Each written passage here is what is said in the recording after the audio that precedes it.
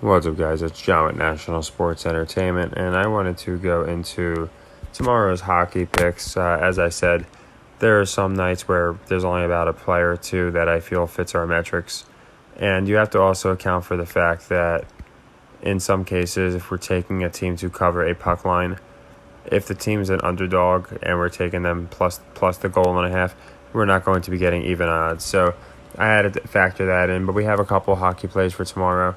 And I like to do a recap, of course. Today I consider it a good day because we played 3 leg threes and we hit 2 of them.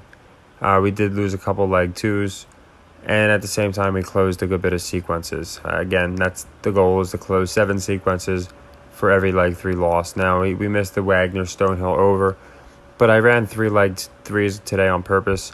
We did get the Rice UAB under, and as I said, Magic was going to be a leg 2 with Lakers locked and loaded if they did not win. So that's or cover, and that's the reason I did it that way. We split, but we were able to close that sequence.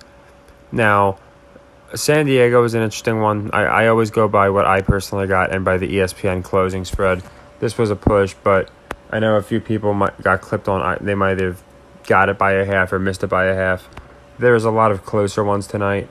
Another one was Pelicans covering the Raptors. It was at 6 for a while, so a lot of you guys might have won that one. So as I always say, if you won that one, then obviously just close out that sequence.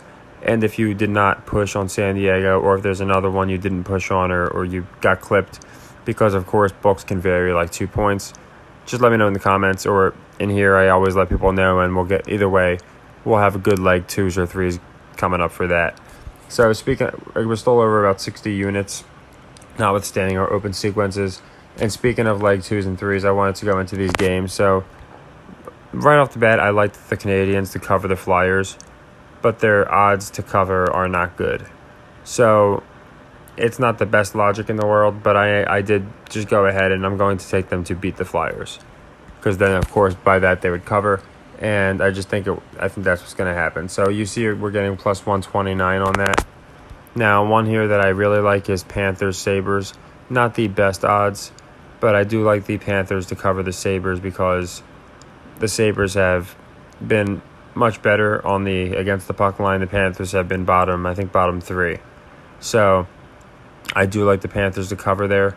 And then my favorite play, now you have to also imagine Vegas is not going to be paying out a lot of plus 200s, but you see a lot of these are closer matchups, so I think at least 2 will probably pay out pretty good odds.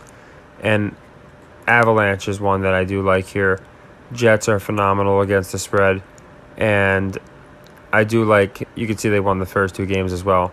So I think it'd be interesting, and I think it fits the metric. So you can see I have the Avalanche covering the Jets there as a leg 1, and it pays off as better than a leg 2. That's why I think hockey is going to be good to us this season. I think it's going to be really good to us because the plus odds. I call it a juice killer. Now you can see I have the Panthers covering the Sabres. I also have the under on that game because both teams have gone over a good bit. To me, that just indicates more people are going to bet the over. So I did go with the under there. And I went with the over on the Jets Avalanche because the Jets have been really bad on the over. They're the worst team in the league right now. Avalanche aren't far behind them. So to me, this is worthy of a leg 3. So the rest I thought fine, leg 1, because we're getting plus odds. This one, not just because we're not getting plus odds, but I think it's the best metric for hockey. I'll actually be doing college in my next video with the NBA. I figured it's better to keep them this way because I know some people just like to specifically do certain sports.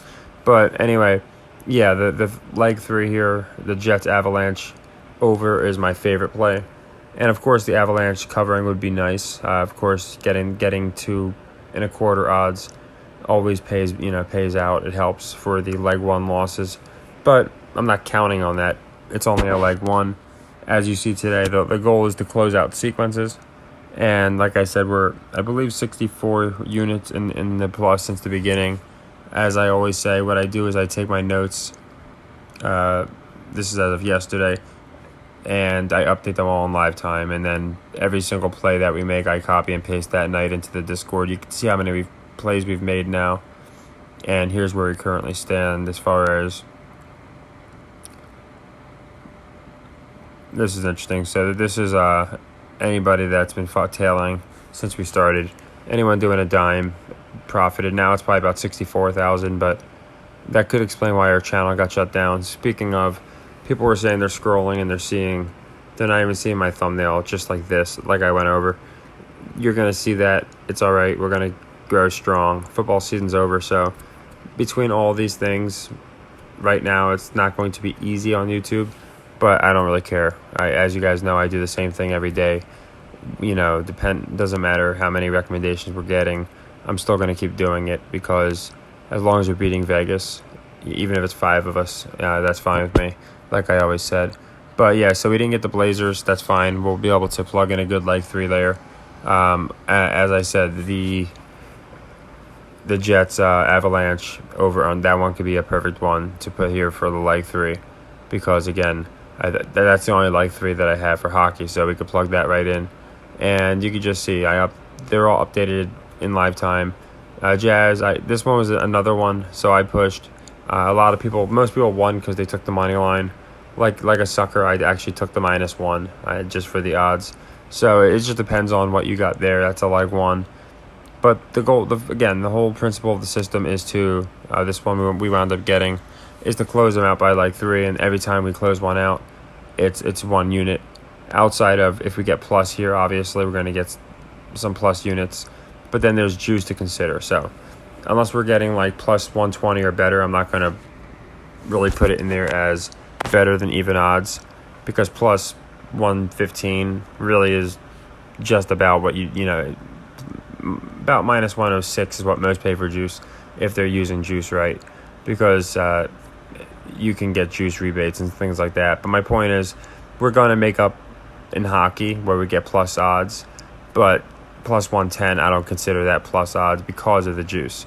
Now plus 120, especially plus 225, which we might get, that one, that's considered where I really consider us at plus odds, and then we can start adding up those units. But as you can see, everything's done very methodically for a reason, and it's just so everybody can see in live time. Now we had at the beginning, I remember a few people saying I might watch, and now there's a bunch of people just tailing every pick, and even through the rough part, their bankroll's still up. Mine's been up since the beginning, and it's because of this. It's because just playing good metrics, they're going to come through more often than not, and staying disciplined and not chasing. Saturday, we're going to have a ton of plays, just to let you know, because we have college basketball last game for a lot of teams, and maybe like second to last for other teams. So it's going to be a big Saturday. We also have the NBA, and I'll have tomorrow's college where I like a few games, and tomorrow's NBA up in a bit. I just want to make sure I have all the college plays before I put it out. So take care, everybody, and happy earnings.